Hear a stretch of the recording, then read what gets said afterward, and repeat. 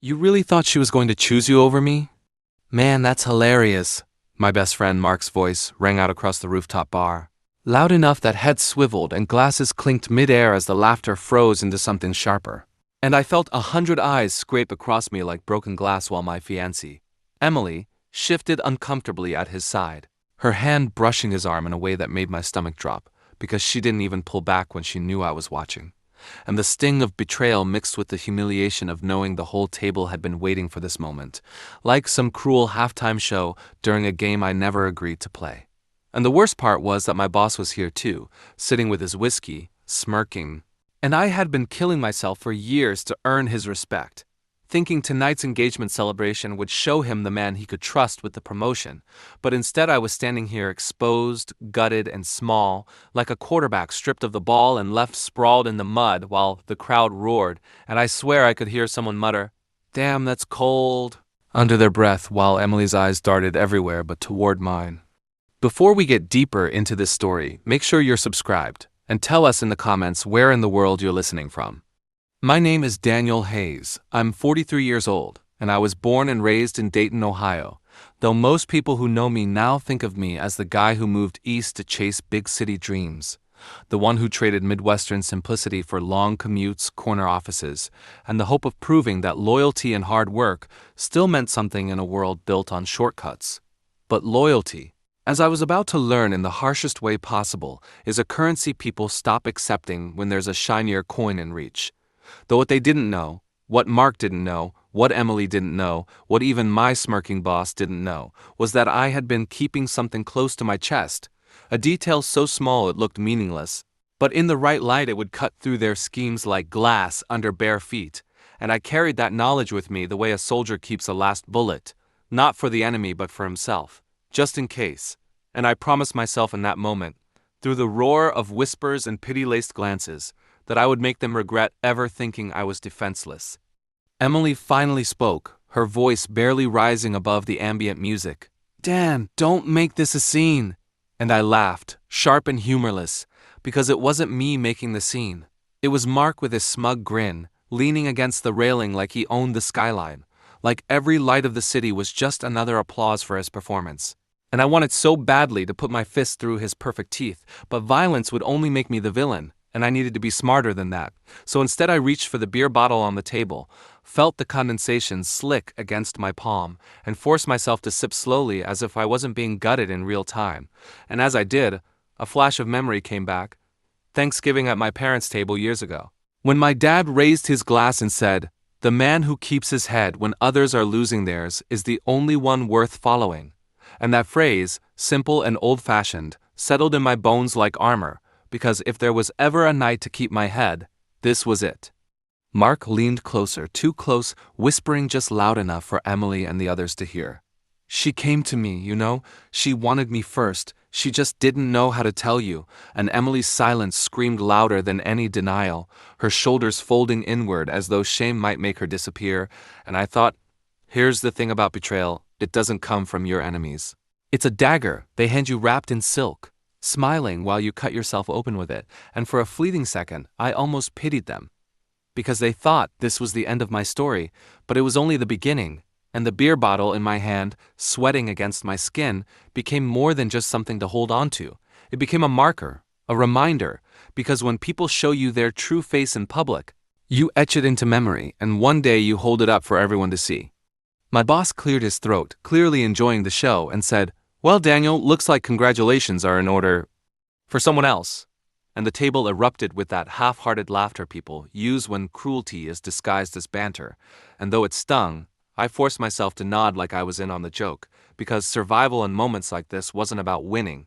It was about enduring, storing every look, every smirk, every careless word, like receipts you never throw away, because one day you'll need to pull them out and slam them down on the counter. Emily tried to speak again. "Dan, please," but I cut her off, my voice low and steady. "Save it." And I saw the flicker of something in her eyes, not guilt but relief, like she was glad I wasn't going to fight for her, and that burned more than anything, because it meant she had already left me long before tonight, and all this public theater was just the final nail. Across the bar, a group of younger guys in Buckeyes jerseys shouted at the TV as a replay rolled, And I envied them, lost in the simple heartbreak of sports instead of this intimate demolition of my life. And I thought how strange it was that in America we train ourselves to take losses on the field, in the office, in politics, but no one prepares you for the loss of trust, the collapse of the life you thought you were building, brick by brick, and suddenly realizing the mortar was sand all along. Mark raised his glass toward me, the final insult, to old friends and new beginnings, and the table clinked their glasses while I stood frozen, my beer the only one not raised. But I forced a smile anyway, because sometimes the only way to survive is to act like you're already dead. And in that moment I decided that one day, when the timing was right, I'd make sure he knew exactly what it felt like to toast to his own downfall, with everyone watching, and Emily by his side, too ashamed to meet his eyes. Just then, my phone buzzed in my pocket, a single notification lighting up the screen, and when I saw who it was from, a tiny grin flickered at the corner of my mouth, because it was the first move in a game none of them even knew they were playing. I slid the phone out of my pocket, angling it low so no one at the table could see, and the name glowing on the screen almost made me laugh out loud, because of all the people who could have chosen this moment to reach out. It had to be Jenna, Emily's coworker, the one who had once half-joked to me over coffee that Emily liked to live two lives and would eventually trip over her own lies. And there it was, a message from her. "You need to see this. Don't let them win tonight." My thumb hovered, the glow lighting my knuckles as Mark leaned in closer, his grin widening like a shark scenting blood, and I knew I had to keep my face neutral because the last thing I wanted was for him to suspect that I had something, even something small, tucked away like a knife beneath the tablecloth, waiting. I pocketed the phone without replying, but that tiny spark of hope flared in my chest, and I swear it made the humiliation sting a little less. Though Mark noticed something in my eyes because he tilted his head and smirked. "What, man, your mom checking in on you?" And a couple of his sycophant buddies chuckled as if that was the wittiest thing they'd heard all night, but I just took another sip of my beer, letting the bitterness roll over my tongue like burned coffee, steadying myself. "You think this is funny?" I said finally, my voice cutting sharper than I intended, and Emily tugged at his arm, whispering, "Mark, stop, please." But he only laughed harder, which told me everything I needed to know about whose side she had chosen. My mind flashed back to all the times I had covered for him, bailed him out, defended him, because he was my closest friend. The guy I thought would always stand in my corner, and now here he was, parading my fiancée like a trophy in front of everyone who mattered. And I realized betrayal doesn't just break you, it rewires you. It turns the language of loyalty into static. And once you hear it for what it is, you can't unhear it. "Careful, Mark," I said, forcing calm. Sometimes the one who laughs the loudest ends up choking on it. It was subtle, but the way the words landed, the hush that followed, even for a moment, felt like I had taken some of my ground back, though Mark brushed it off with a wave of his hand. "Man, you always did love your little fortune cookie lines." And Emily's lips pressed tight because she recognized the edge in my voice. She knew me well enough to sense when I wasn't bluffing. My phone buzzed again, this time a photo from Jenna, blurry but clear enough. Emily and Mark weeks ago, their hands tangled across the counter at a dive bar, her eyes on him the way she used to look at me, and the timestamp in the corner, undeniable, dated while Emily had told me she was on a girls' trip. And I felt a rush of ice in my veins because evidence is the kind of thing that doesn't just tell a story, it rewrites it. And suddenly I wasn't the man being laughed at. I was the man holding a loaded gun no one else could see. I wanted to leap across the table, slam my phone down, expose them right there in front of everyone. But a quiet voice in my head said, "Not yet, because timing isn't just important. It's everything. And if I moved too soon, it would look like desperation, like I was flailing. But if I waited, if I built this moment carefully, it could burn their whole world down." The bar speakers shifted songs, Tom Petty's "You Don't Know How It Feels," humming through the chatter, and it was almost too perfect. Because if there's one thing betrayal teaches you, it's how invisible you can feel even when the world is staring at you. And I wondered if anyone in this place would remember tonight years from now. Would they recall the smirk on Mark's face, Emily's shrinking posture? Or would they only remember the way I sat there, seemingly defeated, sipping beer with steady hands? My boss leaned toward me, his cologne heavy, his breath thick with whiskey. "Daniel, you should take the night off. Let the kids celebrate." And the casual cruelty in that single line burned hotter than Mark's jabs. because it wasn't just my fiancé or my friend mocking me, it was the professional life I had bled for, joining the dog pile, treating me like the washed-up man in the corner. And I wanted to scream, but instead I forced a chuckle, nodding as if to say, "Sure, you've got me beat." But in my mind I whispered a promise. Receipts don't expire, and people who think tonight is the whole story never survive the sequel. Emily finally leaned forward, whispering urgently, "Dan, let's just go. Please, this isn't helping." And that line, "this isn't helping," told me more than anything else could, because it meant she wasn't worried about me, or us. She was worried about the optics, the embarrassment, her own discomfort, and in that second I knew that she had already crossed the line in ways I hadn't even begun to discover. I straightened, set the empty beer bottle down, and smiled thinly. "You're right, Em. This isn't helping." And for a heartbeat they thought I was conceding, that I'd retreat into the shadows. But inside I was already charting the lines of battle, already fitting pieces together. Because Jenna's text wasn't just a breadcrumb. It was the key to a locked door, and once I opened it, I'd drag them through whether they wanted to or not. Mark raised his glass again, arrogant, oblivious. "That's the spirit, man. No hard feelings." But I caught Emily's eyes just before I turned away, and she flinched, not because of anger in mine, but because she saw something worse. Patience. Patience is the one weapon people never see coming, because anger they expect, violence they anticipate, but silence unsettles them. And as I leaned back in my chair, watching Mark bask in his own cheap spotlight, watching Emily fidget with the strap of her dress as if it might shield her from the weight of my stare, I realized every second I kept my composure was another crack in their confidence. And the more cracks that formed, the easier it would be later to bring the whole thing down with a single push. Though in that moment I knew I had to hold steady, had to let them believe I was retreating into defeat, because that would make the eventual reversal all the more devastating. The kind of story people whisper about years later in hushed tones at office happy hours or family dinners. Remember what happened to Mark and Emily? Man, they never saw it coming. My phone buzzed again, and I let it sit in my pocket, the vibration rattling against my thigh like a secret heartbeat, because I already knew what it was. Jenna feeding me more ammunition, little pieces of the puzzle they thought they had hidden, and I imagined her on the other end of town, sipping her own late-night coffee, maybe smirking at the drama she was about to ignite. And I thought, funny how the people you least expect end up becoming your allies when the ones you trusted most stab you in the back. Mark leaned close enough that I could smell the gin on his breath, whispering with fake camaraderie, "You'll find someone else, buddy. No hard feelings." And I wanted to laugh at the arrogance, the way he thought he was tossing me scraps of dignity like bread to a starving dog, but instead I let my face stay blank. Let the weight of his words settle into the space between us like a rope tightening, and in my mind I filed every syllable away because words, once spoken, are receipts too, and one day I'd hold them against him. Emily finally spoke louder, her voice trembling. "Dan, please, can we just leave before this gets worse?"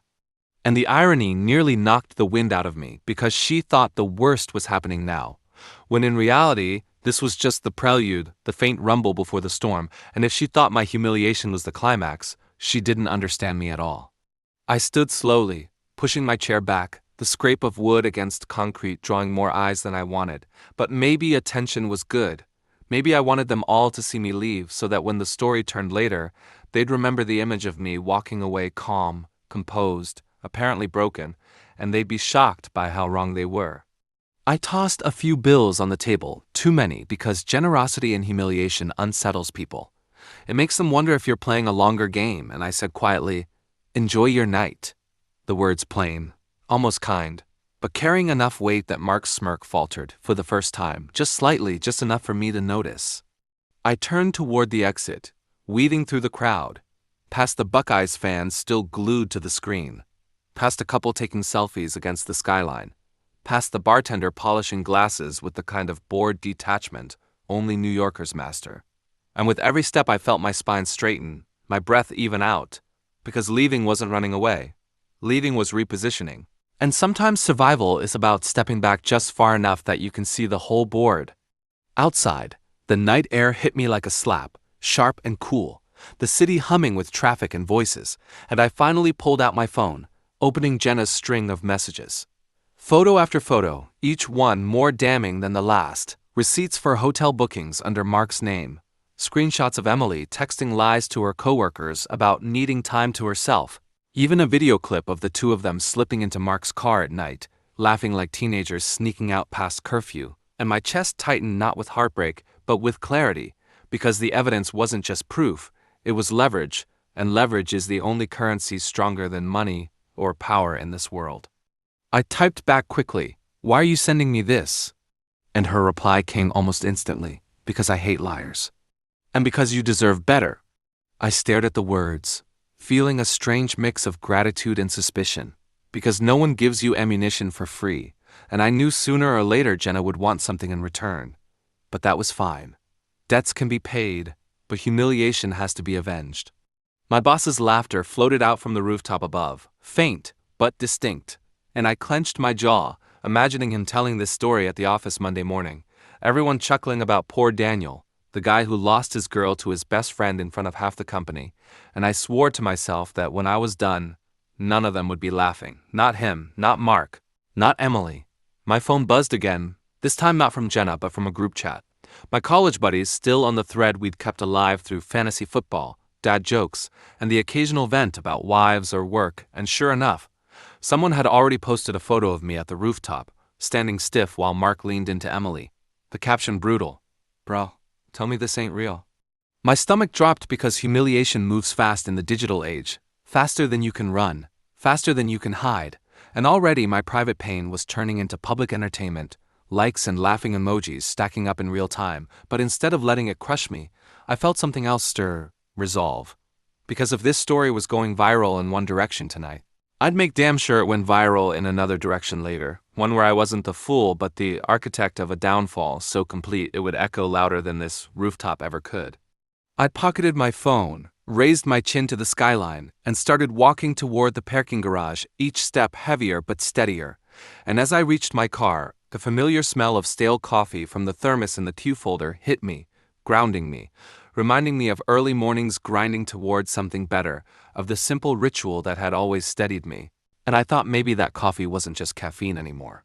Maybe it was going to be the symbol I carried through this fight, bitter and grounding, the taste of reality cutting through the sweetness of lies.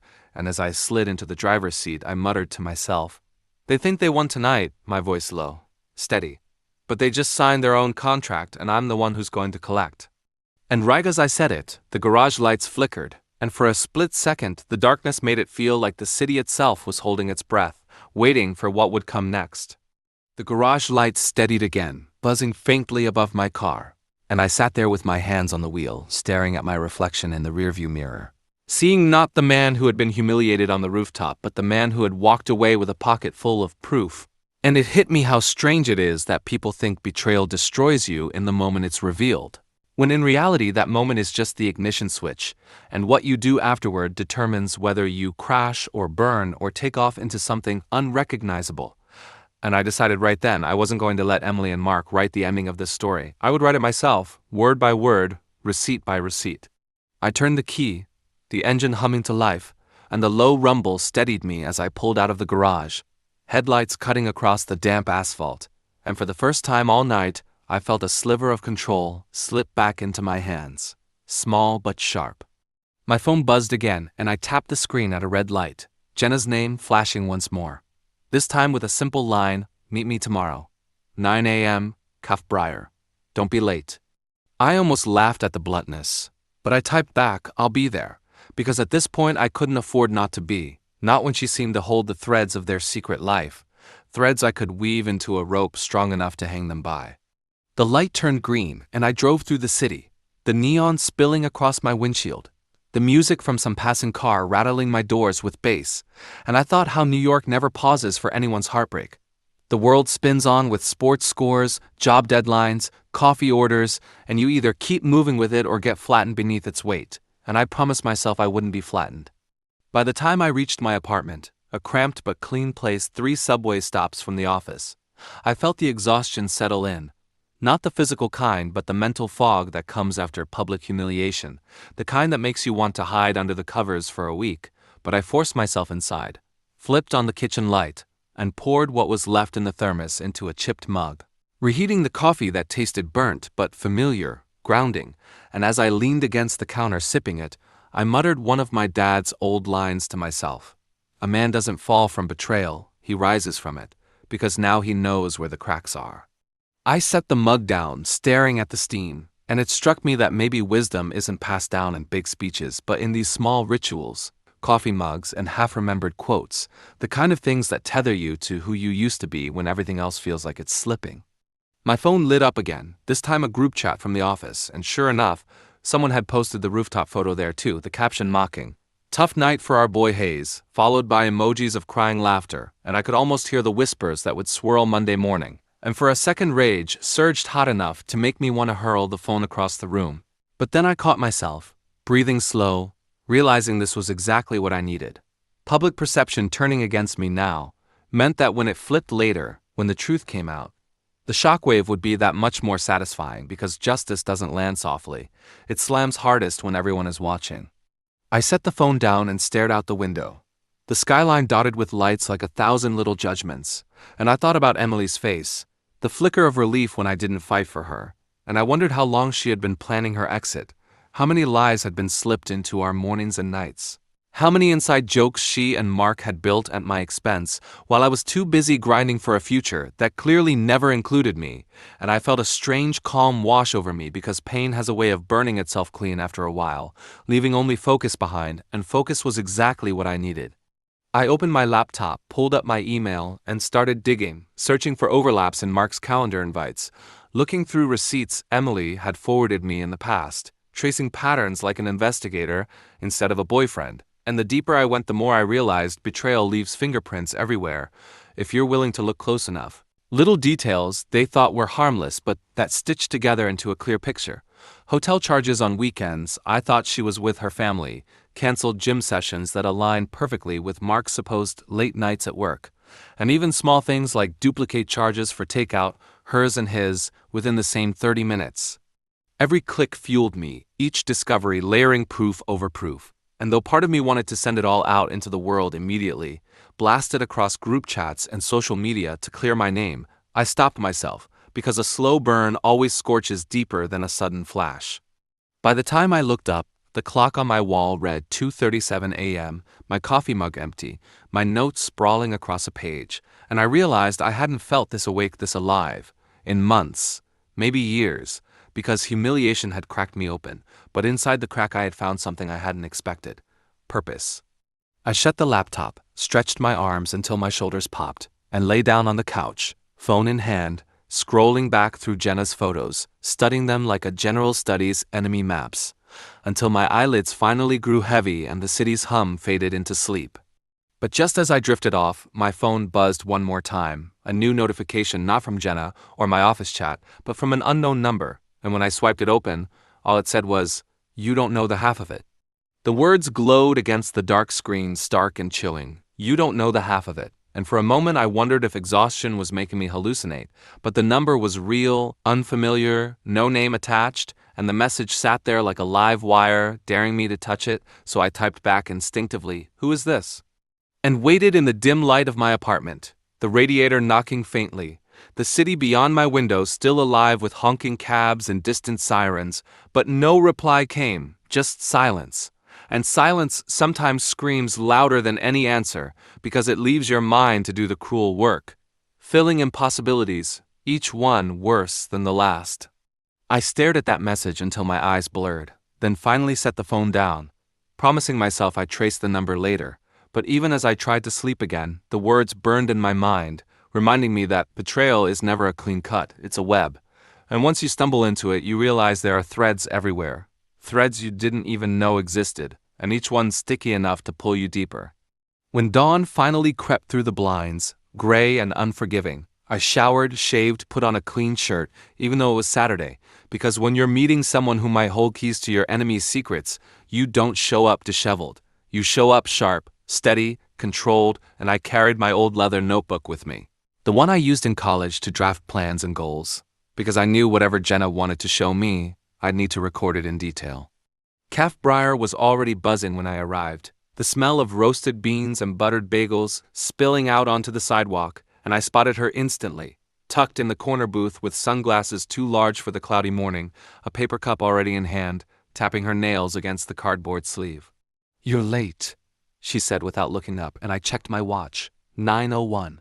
"Traffic," I lied, sliding into the seat across from her, and she finally pulled the glasses down enough to meet my eyes, her gaze sharp, amused, maybe even curious, and she pushed a manila envelope across the table, like something out of an old spy film. "Everything you think you know," she said, "is only the surface. They've been sloppy, sure, but what I've got in here is the kind of thing that doesn't just ruin reputations, it buries careers." I stared at the envelope, but didn't touch it yet, letting her see I wasn't desperate, that I wouldn't be the man they thought I was, grabbing at scraps. "Why are you doing this?" I asked again, slower this time, and she smirked, stirring her coffee. "Because Mark thinks he's untouchable, and Emily thinks she's smarter than she is. And I like watching people like that fall. Besides," she leaned closer, "you're the only one who'll know what to do with it." Against my better judgment, I slid the envelope open and pulled out the contents.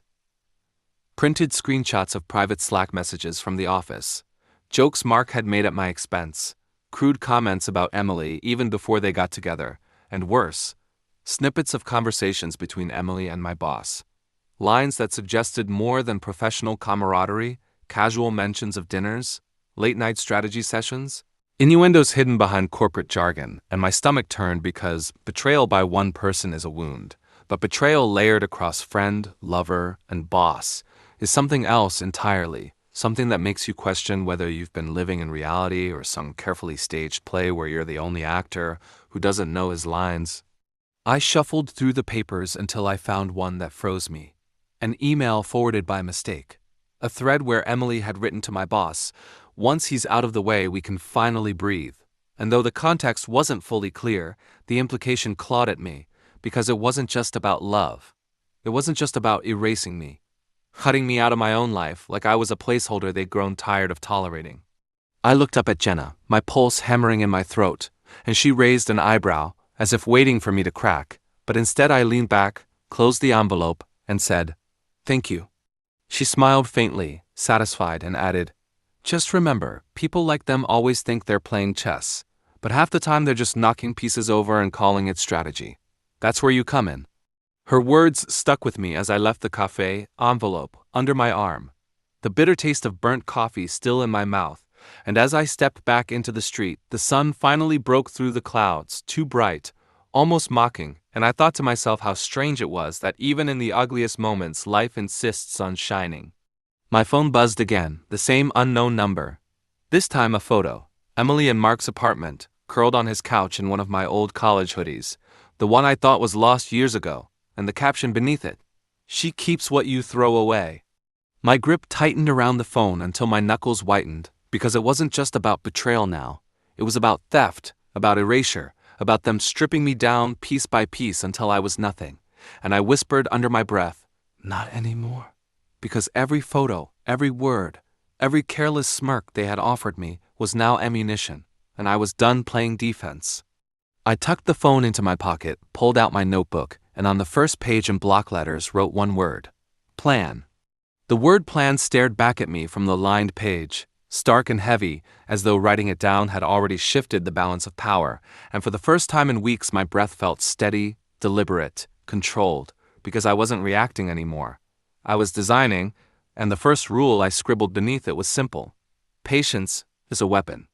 They had struck me fast, sloppy, thinking betrayal worked like lightning, quick, devastating, over before you could blink, but revenge wasn't lightning. It was water, and water carved canyons when it took its time.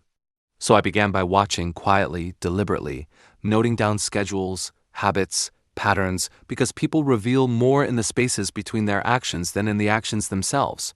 And Mark, for all his arrogance, was predictable. Every Thursday night he went to the same downtown bar, ordered the same IPA, and flirted with the same bartender like she hadn't heard his lines 100 times.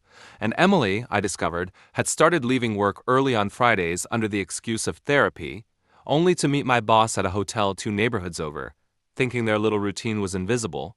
But Jenna's envelope had given me the digital breadcrumbs, and my own eyes gave me the rest. I didn't confront, I didn't rage, I didn't even hint at what I knew.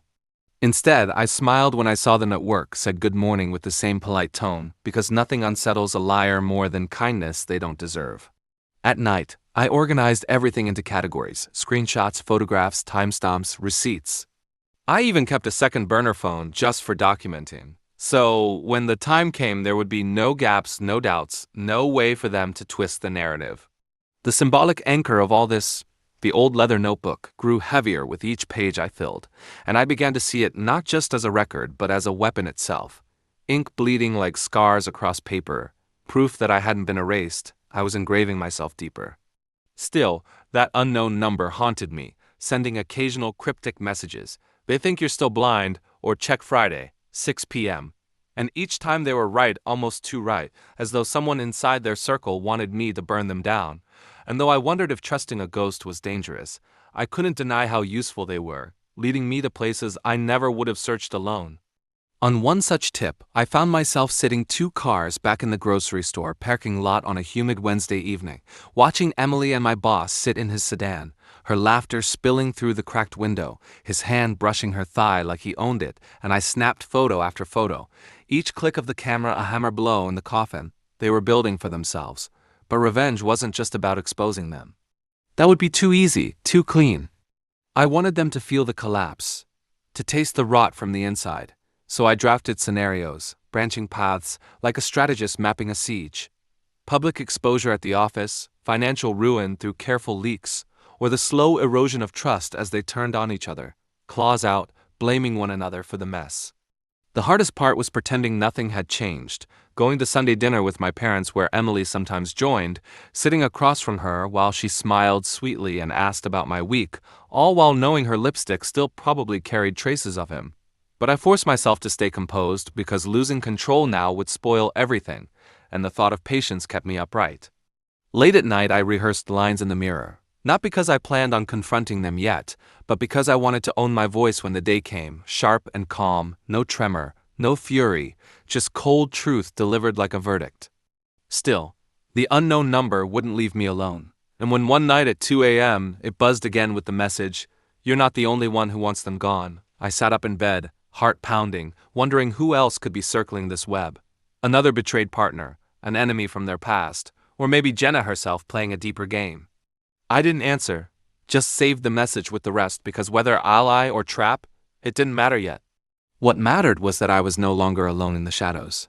The next morning, as I walked into the office, Mark slapped me on the back, laughing about something trivial, and Emily brushed past me with a soft, "Hey, babe," that curdled my stomach. But instead of recoiling, I smiled, letting them believe the mask, because soon they'd discover the cost of underestimating the man they thought they'd erased.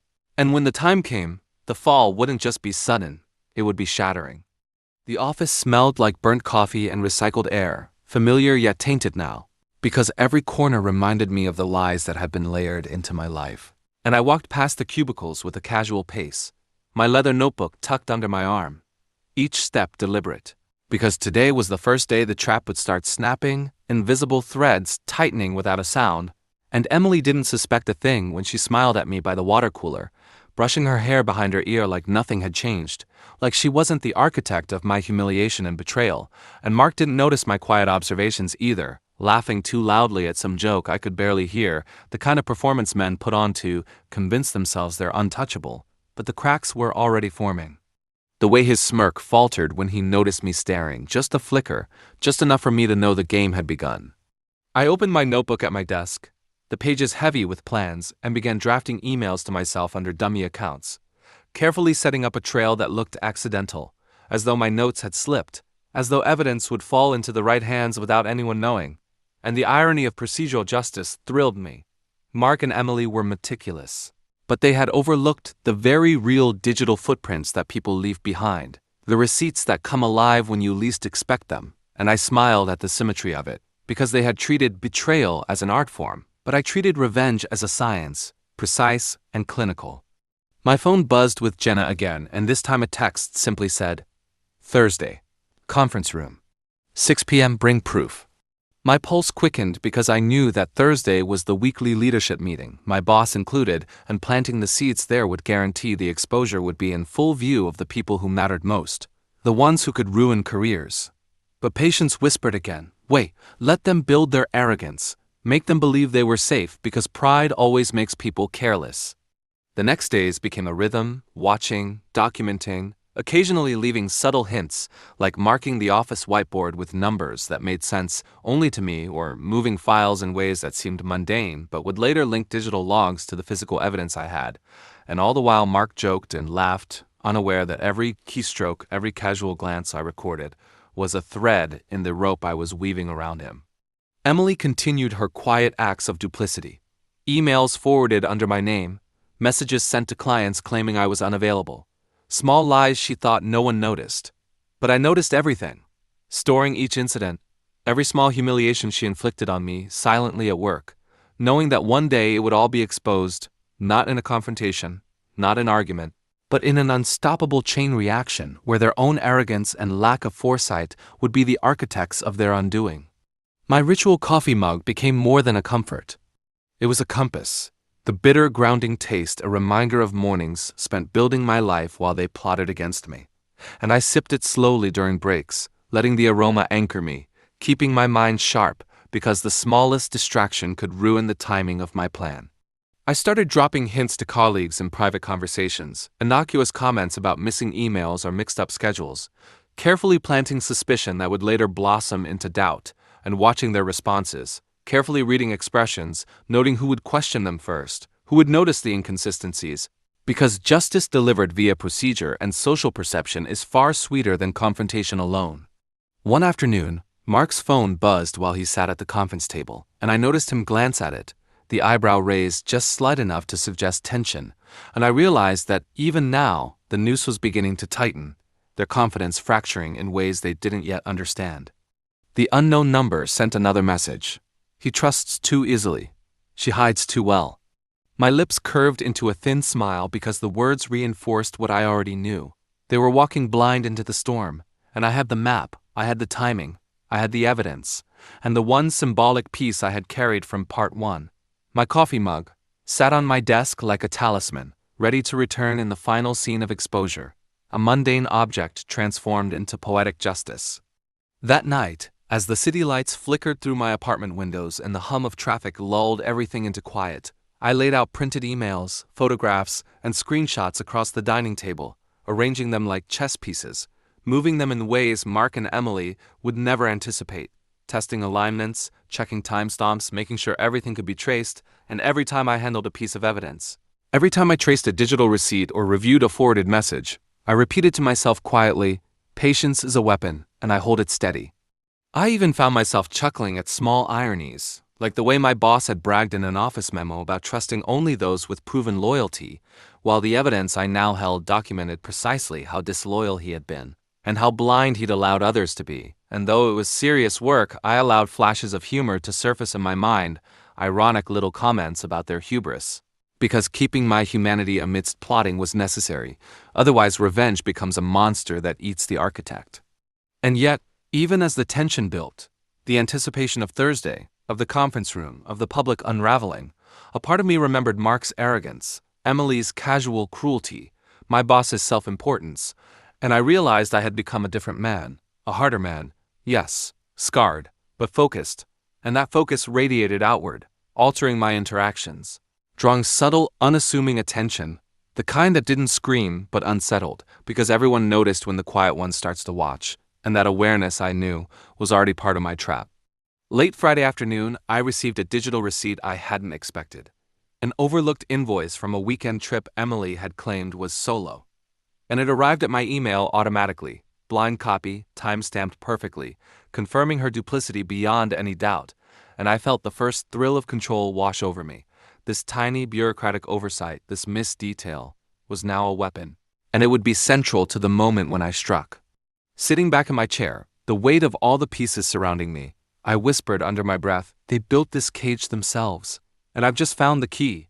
And the city outside my window pulsed with indifferent life, unaware that tomorrow the very walls of my humiliation would begin to crumble in slow, unstoppable collapse, and that the man who had walked away quietly, who had been laughed at publicly, was now orchestrating a reckoning that no one would see coming. Thursday arrived with the fluorescent hum of the office buzzing louder than usual, a background soundtrack to a day I had been planning in microscopic detail for weeks. And as I walked past the elevators, I felt the electric tension in the air. the way it coils when people suspect something is off but don't yet know what. And I smiled inwardly because by the end of today, uncertainty would become their undoing. Mark laughed too loudly at the coffee machine, tossing a casual line at a colleague about weekend plans. Emily brushed past me, her perfume sharp and sweet, and my boss leaned over a cubicle whispering about team synergy, blissfully unaware that each move, each word was being recorded, cataloged, and manipulated to ensure maximum exposure. I carried my leather notebook discreetly, filled with timestamps, emails, and photographs, each one a seed that would grow into their unraveling, and I placed a final folder in my briefcase labeled simply for display, knowing the conference room would be my stage, and the audience was blind to the strings I had pulled. During the morning, I planted small hints, casually mentioning missing invoices and misfiled reports to coworkers in hushed tones, letting the office gossip machine pick up the scent. And by the time the leadership meeting began, I had seen subtle shifts, raised eyebrows, glances that lingered too long, murmurs stifled behind hands, little fractures forming in their protective armor of arrogance. I waited until everyone was seated, the hum of the projector and soft rustling of papers masking the pounding of my heart, and then I began speaking slowly, casually, almost as if making small talk, while sliding the first pieces of evidence across the table like ordinary documents. Emails with headers they had overlooked, timestamps that contradicted their stories, screenshots that betrayed their casual dishonesty. And I watched the subtle changes in posture, the sharp intakes of breath, the nervous flutter of a pen held too tightly, and Emily's hand trembling slightly on her notebook. "I thought we all valued transparency," I said lightly, almost conversationally, letting the irony settle like dust on the table, and my boss's gaze flicked to the printed screenshots with a flash of recognition that made my pulse race with satisfaction, because even power feels heavy when guilt sits on top of it. Mark laughed, attempting to deflect, to reclaim the room, but the laughter sounded hollow, nervous, and I could see the edge of panic sharpening in his eyes as I presented the series of messages Emily had forwarded to him under my name, each one showing collusion, deception, and duplicity, and I added the overlooked digital receipt from Friday, letting it linger between us. A silent hammer on the desk, a bureaucratic nail driven straight into their reputations. Emily's lips parted slightly, her composure cracking as she realized the scope of what I had amassed, and in that instant I felt a pang of empathy, sharp and unexpected, but I swallowed it, because justice wasn't about forgiveness, it was about consequence. "And here," I continued, pulling out the final photograph from Jenna's envelope, "we see the continuity of deception, the pattern repeated, predictable, documented." And as I laid it on the table, Mark's face blanched, my boss stiffened, and Emily's eyes widened in recognition of her own mistakes, the room now filled with the kind of silence that screams. Because no one knows how to respond when control slips through their fingers so quietly, so completely. Whispers broke out, subtle, questioning, colleagues exchanging looks that spoke volumes, and I realized the social layer, the viral effect of public perception, even in a room of 30 professionals, was unfolding exactly as I had calculated, because gossip, attention, suspicion, and peer judgment are weapons as potent as contracts or evidence, and the combination of all three is unstoppable. I sat back slightly, letting them stew, watching the shifts in body language, feeling the satisfaction of procedural justice at work, contracts misfiled, emails ignored, receipts overlooked, and I thought about my symbolic mug back at my desk, the bitter coffee anchoring me, and how the small, mundane rituals of life can contrast so sharply with the cruelty of betrayal, just as a single object can become a touchstone of truth when used at the right moment. Then came the first audible slip, a comment from my boss. Sharp, defensive. "Daniel, this isn't relevant." And I countered calmly, "Everything presented here is relevant to the integrity of our team and the trust we place in one another." Letting the phrasing do the work of humiliation without raising my voice, letting their own attempts at deflection become part of the trap. Emily's hand trembled again, a subtle twitch as she realized the exposure was not only inevitable but meticulously orchestrated, and Mark tried to recover, to charm, to claim my calmness as weakness, but each attempt only dug them deeper, because when someone is clever, only in private, public reckoning feels catastrophic. Text messages buzzed faintly in my pocket from the unknown number. "Good. Now hold steady. And the reminder that I was not alone in this intricate dance sharpened my focus, reminded me of the hidden advantages I had sown months ago, secrets within secrets, threads invisible to them that would unravel completely in the final act. By the end of the meeting, whispers had transformed into questions, questions into accusations, accusations into admissions of mistakes and oversight, and I allowed a small smile to curve on my lips, savoring the way control now rested in my hands.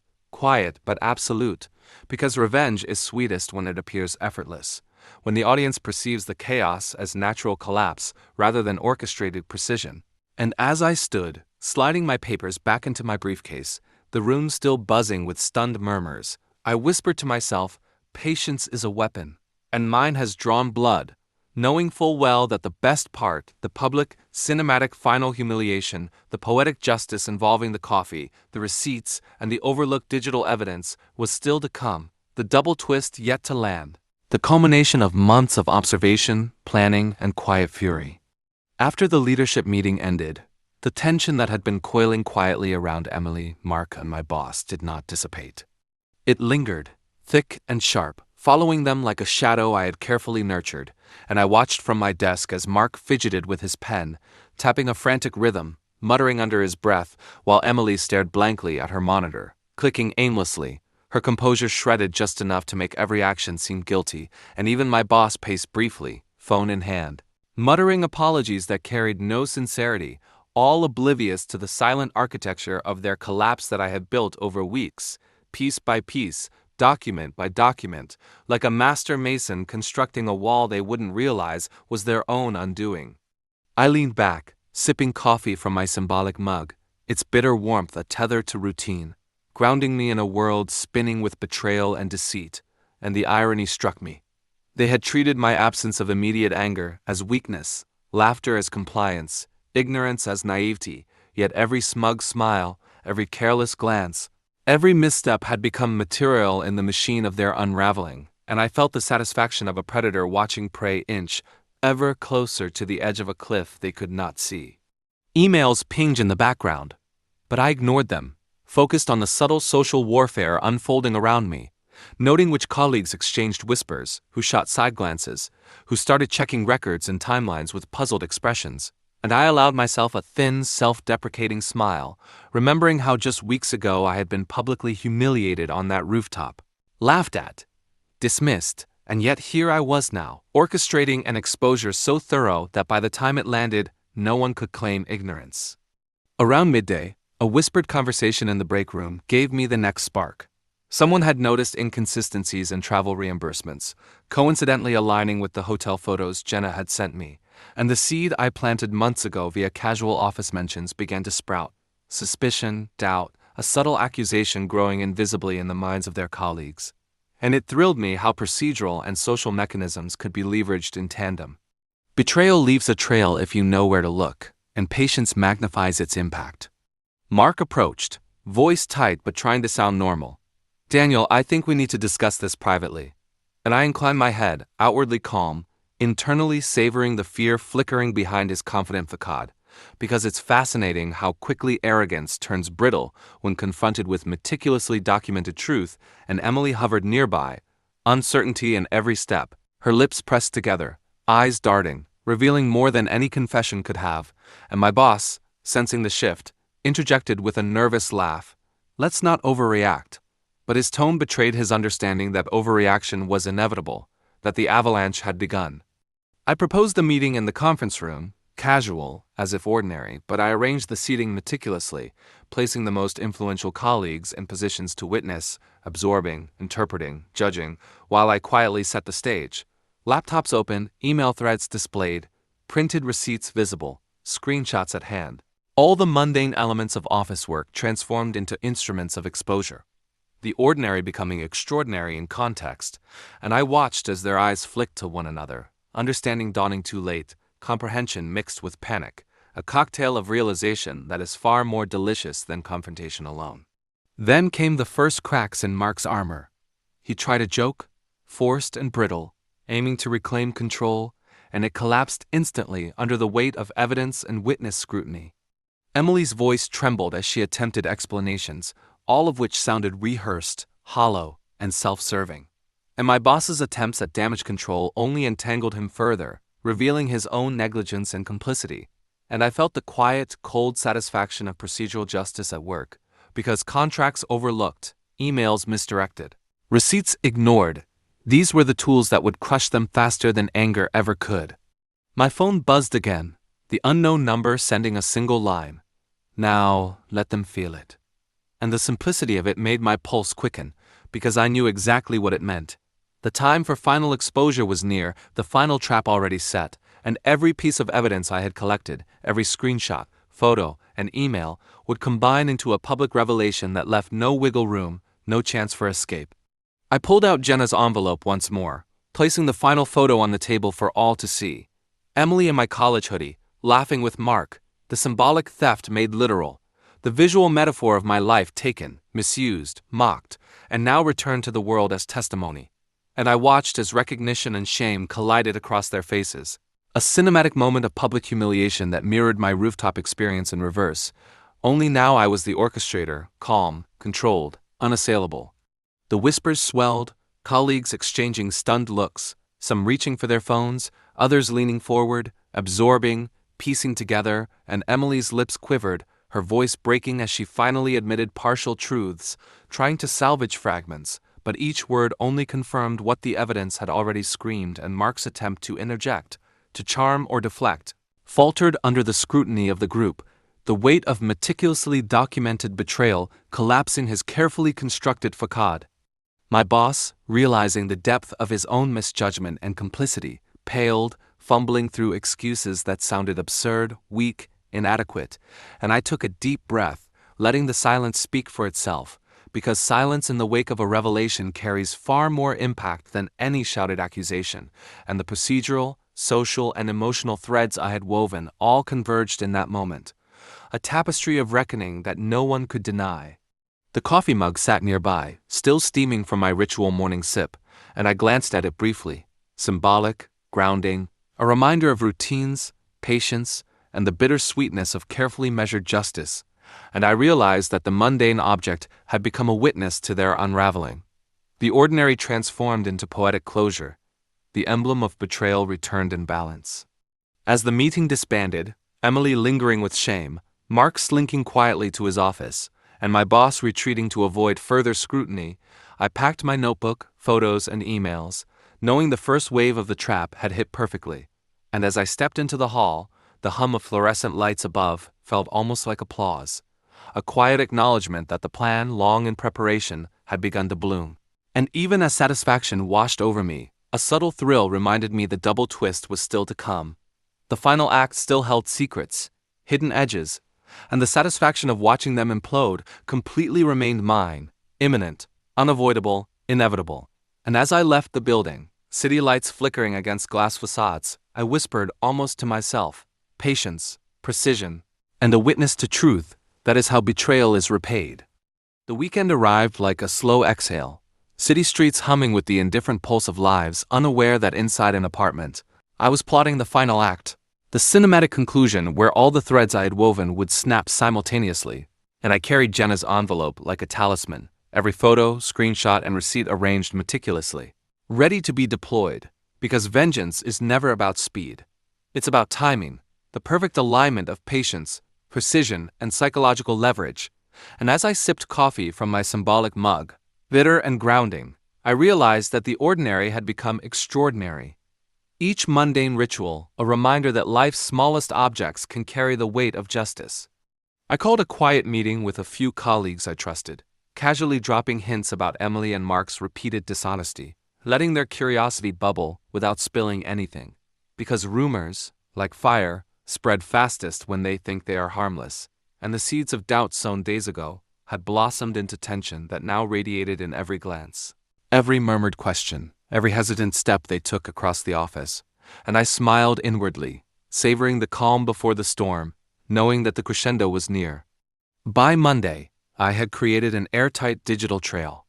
Every Slack message forwarded, every email timestamp verified, every hotel receipt accounted for, and I embedded subtle cross-references that only a careful observer or a meticulous planner like me could notice, ensuring that when the public unraveling occurred, There would be no ambiguity, no chance of evasion, no loophole to exploit. Because justice delivered this way is absolute, inevitable, irreversible, and I had built it from scratch with my own hands, my own eyes, my own mind. Thursday came again, the day of the follow-up meeting I had set, and I walked into the office with a calm, deliberate gait, briefcase in hand, coffee mug tucked under my arm, feeling the hum of fluorescent lights above like the steady heartbeat of inevitability. Because by now Mark's anxious glances betrayed him completely, Emily's voice faltered as she whispered excuses to my boss. And my boss's own posture shrank under the weight of awareness that his authority, carefully constructed over decades, was dangling by a thread, invisible to everyone but me. I began by presenting the evidence subtly, almost conversationally, letting the digital receipts, photographs, and emails slide across the table one by one, because people like to believe in small, manageable mistakes, and the gradual exposure magnified every crack, every nervous twitch, every fleeting gesture of guilt into a public spectacle without raising my voice, without dramatics, only truth, procedural accuracy, and social pressure, and it was glorious in its quiet, cinematic way, like watching a wave rise slowly before it crashes into shore. Emily's face paled as recognition flickered in her eyes. Mark's hand trembled as he adjusted his tie.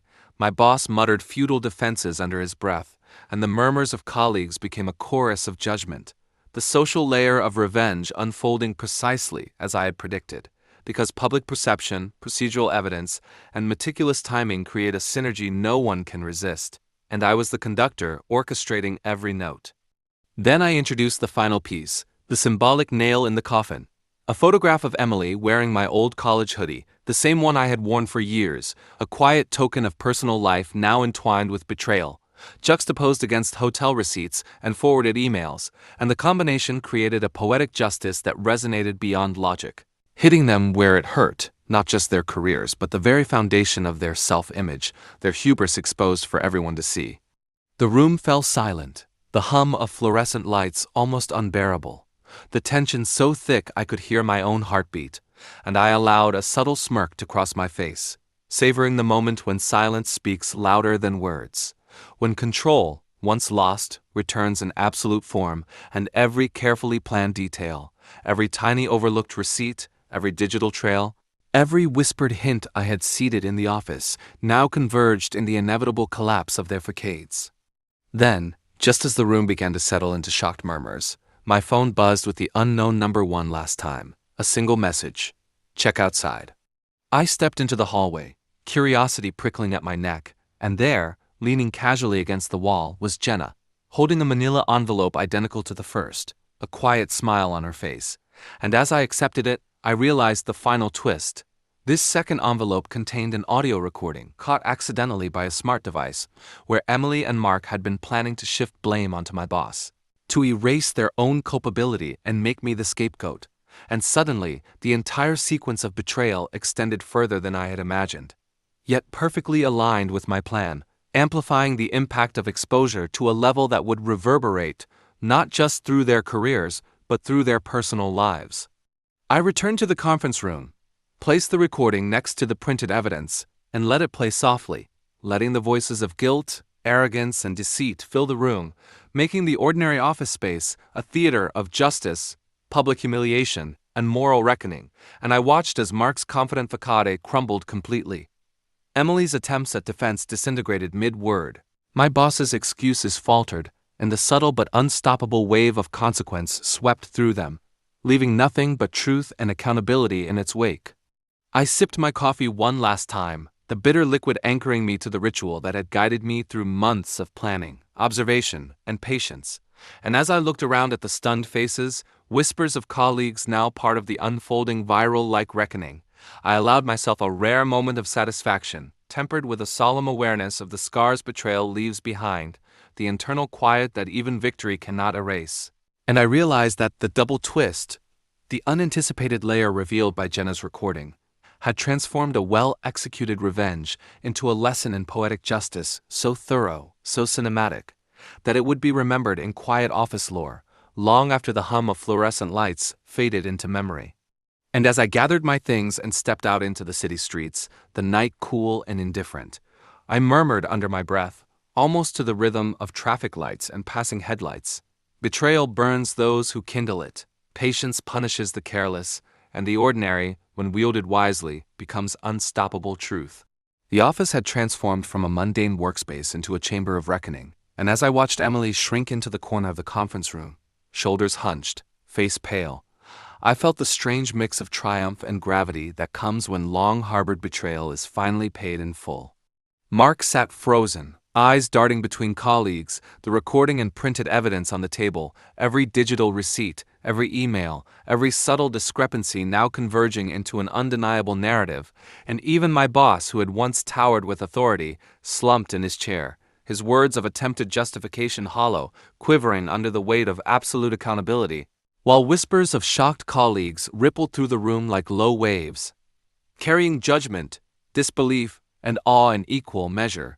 A social hurricane amplified by the precision of documented evidence and careful orchestration, and I remained seated, calm, deliberate, letting the tidal wave of exposure sweep over them, letting the gravity of their arrogance, their casual cruelty, their assumption that I was weak, sink in fully, knowing that each flicker of panic, each tremor of fear, was part of the cinematic tableau I had envisioned for months.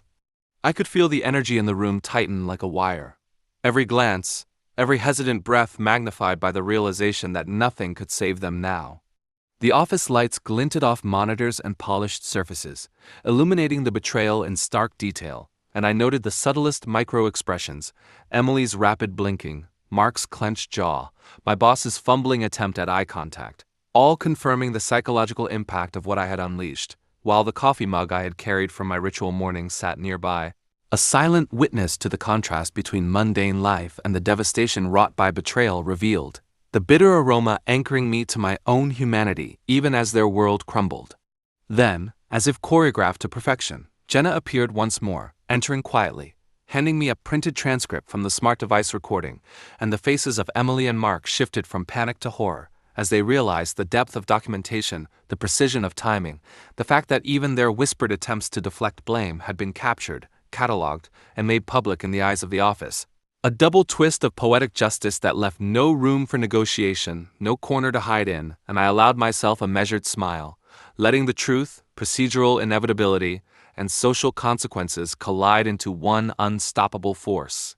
Emily tried to speak, voice quivering, words tumbling out, explanations clumsy, incomplete, transparent, and each time she faltered, the room seemed to lean closer, colleagues drawn to the spectacle, tension rising in a way that felt almost cinematic, as if the slow-motion reveal of her duplicity were unfolding in a film. Every nuance captured in real time, every misstep magnified, while Mark's attempts at charm, apology, or argument disintegrated into incoherence, and my boss, finally cornered by his own oversight, stammered feeble defenses that crumbled under the weight of evidence, leaving only silence, a silence that spoke louder than any confession, louder than anger, louder than confrontation could ever have achieved. I allowed the silence to stretch, breathing deliberately, savoring the tension, knowing that the emotional apex was reached not with shouting but with quiet, calculated exposure, and as I watched my adversaries grapple with the consequences of their choices, I felt a deep, unspoken satisfaction that was tempered by empathy, by the recognition that revenge, even when justified, leaves traces on the soul of the avenger, a reminder that power and precision can be instruments of justice, but also mirrors reflecting the human cost of betrayal. Then came the final subtle twist. My phone buzzed again with the unknown number, a single line flashing. One last piece. Following the directions, I found a digital folder waiting on a secure cloud, containing a compilation of messages and receipts that tied every minor indiscretion, every act of hidden cruelty, every attempt at manipulation, to Emily, Mark, and my boss collectively, forming a web so complete that any attempt at reconstruction or defense was futile. The digital evidence, procedural documentation, and social exposure combined into a total, unassailable collapse of their carefully curated facades, and the room, once buzzing with panic, now felt electric with the finality of truth. I distributed the evidence to HR legal counsel and select colleagues with careful timing, observing the slow, inevitable ripple of realization as they absorbed the full scope, and the reactions were as satisfying as they were predictable. Emily's quiet sobs, Mark's trembling disbelief, my boss's stunned resignation, and colleagues shifting in their seats, eyes wide, whispers rising into low hums of discussion and judgment. The social consequences perfectly synchronized with procedural justice, the cinematic arc I had envisioned finally realized in real time. And as the meeting ended, with my adversaries left to face formal investigations, reputational ruin, and the collapse of personal trust, I gathered my notebook, Jenna's envelopes, and my phone, feeling a surge of calm that only comes when a long game reaches its carefully orchestrated conclusion. Yet beneath that calm lingered the awareness of scars, of hard-won knowledge that even justified revenge exacts a price, subtle but permanent, on the one who carries it. Stepping out into the city night, the lights flickering off wet streets and passing cars, I sipped the last of my bitter coffee, the aroma a reminder of ritual, routine, and grounding, and I whispered into the hum of the urban expanse. Betrayal consumes those who wield it without thought. Patience rewards the disciplined, and even the ordinary, handled wisely, can become the instrument of justice. The lesson settled in me, plain and hard-earned. The world does not forgive deceit, it only punishes carelessness, and those who underestimate the quiet, patient, and meticulous will find themselves erased, exposed, and remembered only for their own folly, while the one who bore their betrayal walks away, scarred but unbroken, carrying a truth more enduring than any triumph. A wisdom that would linger far longer than any moment of humiliation they had forced upon me, a final, silent victory in the theater of human frailty and consequence. If this story resonated with you, please give it a thumbs up and subscribe. It helps us share more true stories like this.